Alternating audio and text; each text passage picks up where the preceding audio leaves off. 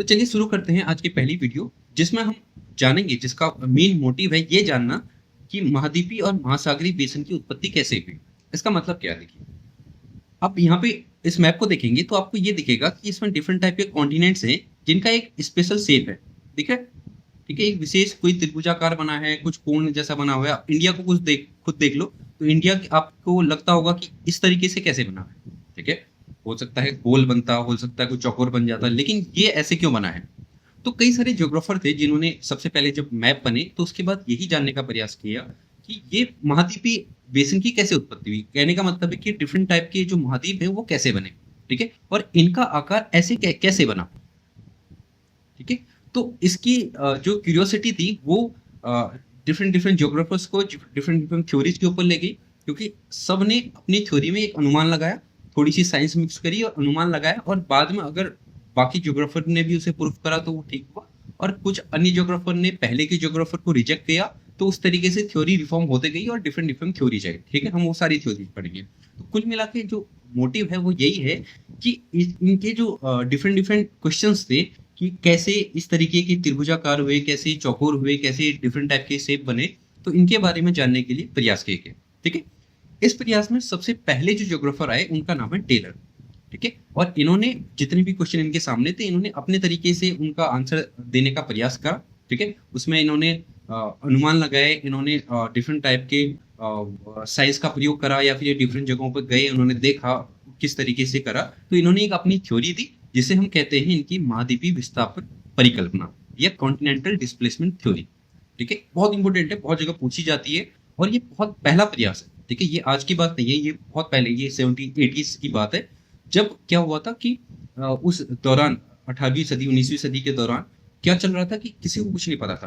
तो टेलर जो थे उन्होंने एक अनुमान लगाया, और अपने अनुमान के हिसाब से उन्होंने जो है एक थ्योरी दी जिसे हम कहते हैं उसकी उनकी महाद्वीपीय विस्थापन परिकल्पना। ठीक है, इन्होंने क्या कहा इनकी थ्योरी। ठीक है, आपको सीधे देखिए, इसके अंदर आपको सीधा बेसिक समझना है। ठीक है, इसके अंदर आपको बिल्कुल ये नहीं जाना कि ऐसे कैसे हुआ वैसे कैसे हुआ। मैं पहले ही बता चुका हूँ कि उनको ये सिर्फ उनका अनुमान है। ठीक है, और इनका अनुमान आज के अनुमान से बहुत अलग हो सकता है, क्योंकि ये एनिशिएंट टाइम के थे। उसके बाद 200-400-500 साल के बाद जब चीजें ठीक हुई, डेवलप हुई, तो आज हमारी समझ में चीजें आती है। लेकिन इनकी समझ में जो चीज आई इन्होंने उसे कागज पे उतारा और एक थ्योरी दी। ठीक, क्या कहा इन्होंने, देखो एक चीज सबसे पहले इन्होंने ये कही कि क्रिटिशियस युग। अब ये क्रिटिशियस युग क्या होता है, अभी मैं आपको थोड़ी देर बाद इसी के अंदर एक ज्योग्राफिकल टाइम स्केल करके होता है वो पढ़ाऊंगा। फिलहाल अभी ये समझिए कि बहुत पहले एक युग था जिसके अंदर इन्होंने ये परिकल्पना की कि जो ये पूरी पृथ्वी है, जो ये बटे हुए हैं, ये सारे बटे हुए हैं, ये जुड़ के केवल दो भाग में थे। ठीक है, एक ये उत्तर वाला भाग था जिसको इन्होंने लॉरेशिया कहा, और एक नीचे वाला भाग था जिसे इन्होंने गोंडवाना कहा। कहने का मतलब इन्होंने कहा पूरी पृथ्वी जुड़ी हुई है और उसके दो भाग हैं, एक लॉरेशिया है, दूसरा गोंडवाना है। ठीक है, और बाद में इन्होंने कहा कि इसके अंदर ये जो ये वाला पार्ट है, यानी ये जिसे हम महाद्वीप कहते हैं, ठीक है, यानी स्थल वाला पार्ट, ठीक है, जो स्थल बना है वो बना है आपका सियाल से। आपने एक वर्ड सुना होगा सियाल। ठीक है, इसको ऐसे लिखते हैं सियाल। सियाल का मतलब यहाँ पर होता है सिलिकन, और एल का मतलब होता है एल्यूमिनियम, जो आपने साइंस में पढ़ा होगा। ठीक है, एल्यूमिनियम। ठीक है, सियाल। कहने का मतलब यह है कि इन्होंने कहा कि जो स्थल वाला पार्ट है वो सियाल से बना हुआ है। आपने ये थ्योरी कई बार सुनी होगी, सियाल और सीमा, लेकिन इसमें इतना ज्यादा कंफ्यूजन रहता है कि समझ में नहीं आता कि ये सियाल सीमा क्या है। बेसिकली से समझिए, इन्होंने कहा जो ये पूरी पृथ्वी है इसके अंदर जो स्थल वाला पार्ट है, ठीक है, जो लैंड वाला पार्ट है जिसमें हम चल रहे हैं, ये वाला जो पार्ट है ये सियाल से बना हुआ है, यानी सिलिकॉन और एल्यूमिनियम से बना हुआ है। उसके बाद इन्होंने कहा जो ये पानी वाला इलाका, ये समुद्र वाला इलाका है, वो बना हुआ है सीमा से। ठीक है, सीमा से, यानी जैसे यहाँ पे सिलिकॉन और एल्यूमिनियम, वैसे ही यहाँ पे सिलिकॉन और मैग्नीशियम। ठीक है, मैग्नीशियम। तो लॉन्ग स्टोरी शॉर्ट, इन्होंने क्या कहा कि पूरी पृथ्वी एक बनी हुई है, मतलब पूरी पृथ्वी पहले एक थी जिसके दो भाग थे, लॉरेशिया, गोंडवाना, उसके बीच में एक समुद्र था, और जो स्थल भाग था वो बना था सियाल से, और जो समुद्र वाला भाग था वो बना था सीमा से।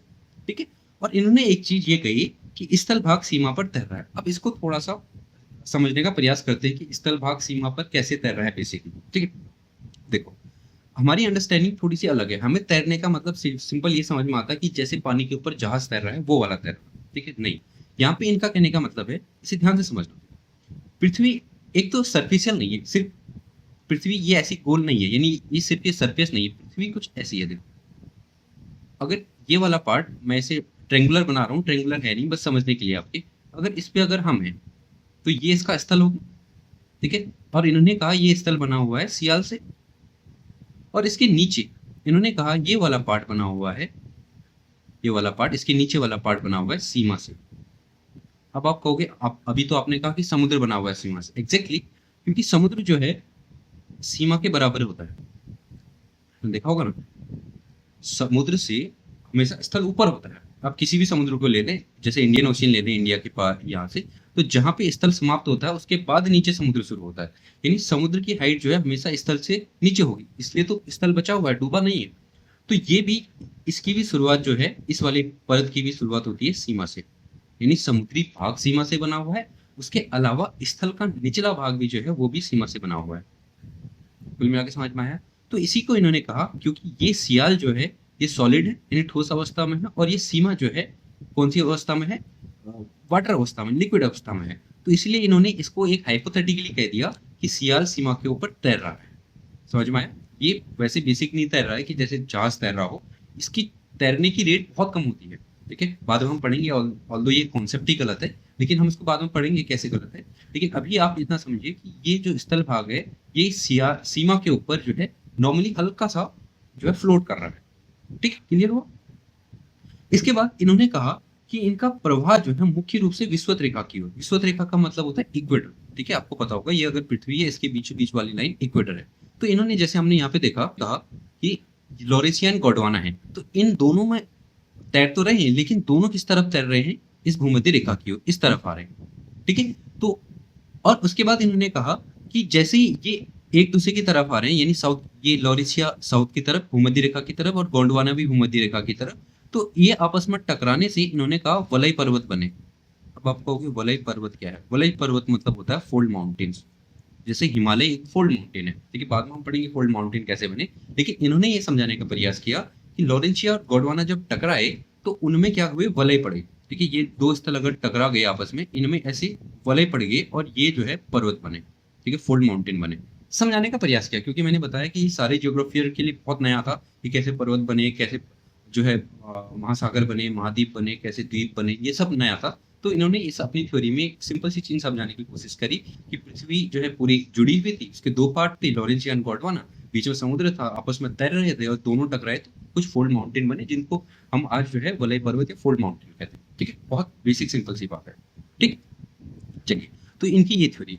उसके बाद इन्होंने इनसे जब पूछा गया कि ऐसा क्या कारण है कि ये इक्वेटर की तरफ, यानी भूमध्य रेखा की तरफ दोनों तैर रहे हैं, उसका क्या कारण है, उसमें बल कहाँ से? क्योंकि आपने न्यूटन का जो बल का नियम पढ़ा होगा कि कोई भी चीज तब तक स्थिर है जब तक कोई बल ना लगे। देखिए, इसका मतलब अगर ये मूव कर रही है तो कहीं तो फोर्स है, कहीं से तो बल लग रहा है।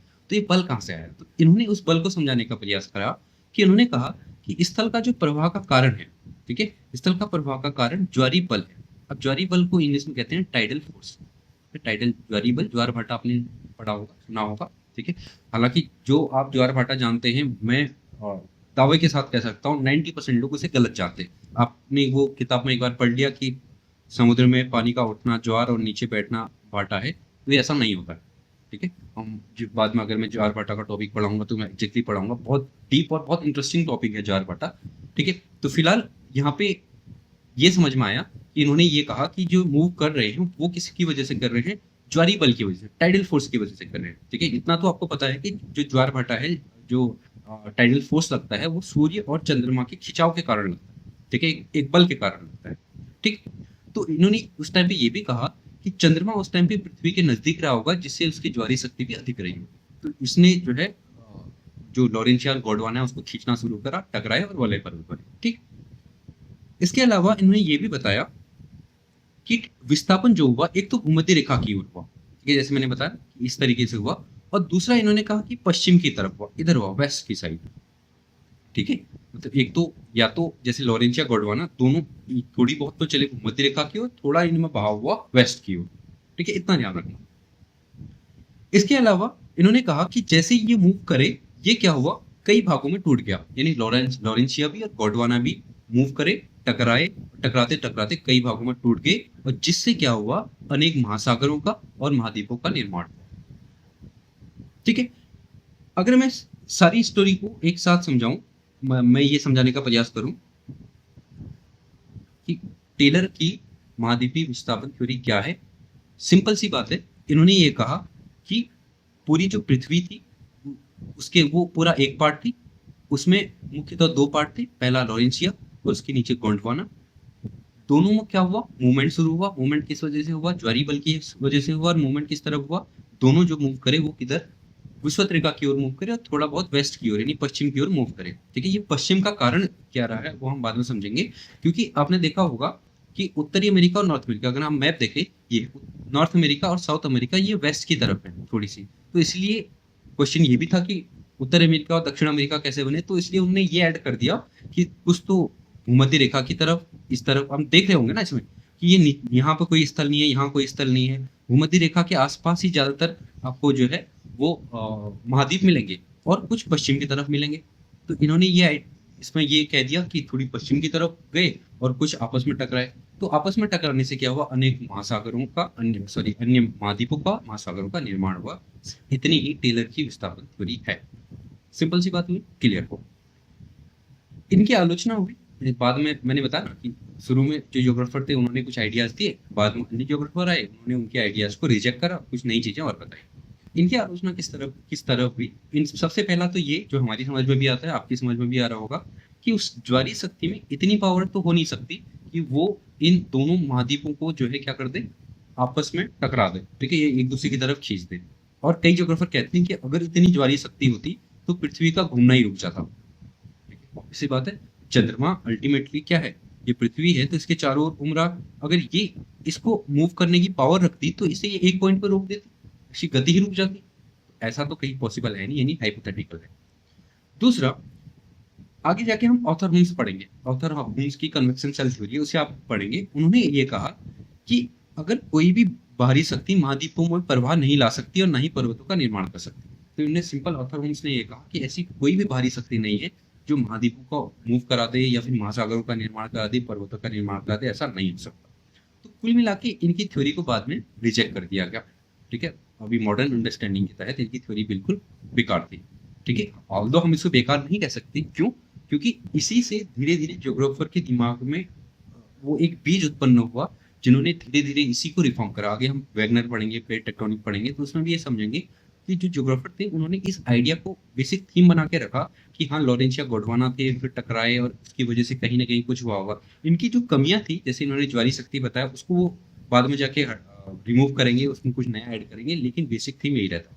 तो कुल मिला के ये पहला प्रयास था ज्योग्राफी के अंदर समझाने का कि कैसे महाद्वीप बने, कैसे महासागर बने। ठीक है, पहला प्रयास था और काफी हद तक सक्सेसफुल भी था, लेकिन हाँ, बहुत सारी कमियां भी थी क्योंकि सबसे नया था। प्लेट टेक्टोनिक थ्योरी क्या है, इसे हम पढ़ेंगे अपनी नेक्स्ट वीडियो में। आज के लिए इतना काफी है। ठीक है, हमने जो अपनी ज्योग्राफी की जो शुरुआत करी है, आज हमने पढ़ लिया उसमें टेलर की थ्योरी। तो आज के लिए इतना ही। आपको बताना है, मैंने पहले भी कहा कि आपका फीडबैक हमारे लिए इंपॉर्टेंट है। आप फीडबैक दिए कमेंट में कि कैसी आपको ये वीडियो लगी, क्या आप रिफॉर्म चाहते हैं, कितना आप डीप चाहते हैं, कितना आप सर्फिशियल चाहते हैं, क्या चाहते हैं, वो अपनी फीडबैक हमें जरूर दीजिए। इसके अलावा हमारे साथ बने रहें, हमारे चैनल को सब्सक्राइब करें, वीडियो लाइक करें, शेयर करें अपने दोस्तों के साथ। Thank you so much.